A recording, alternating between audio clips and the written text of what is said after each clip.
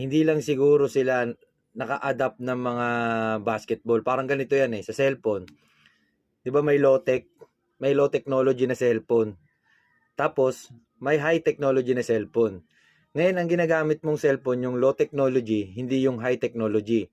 Kaya hindi ka talaga makakasabay kasi yung high technology, iba yung features nun sa low technology. Ganun lang yun. Ang dapat, sumabay ka dun sa new technology para maka-adapt ka dun sa sistema ng laro.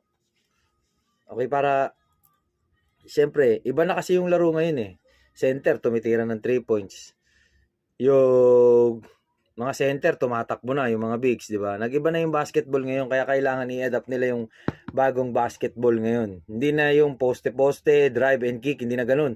Iba na ngayon ang basketball, di ba? Ang basketball ngayon, basic ball rotation, umiikot na yung bola talaga ng mabilisan. Yun lang.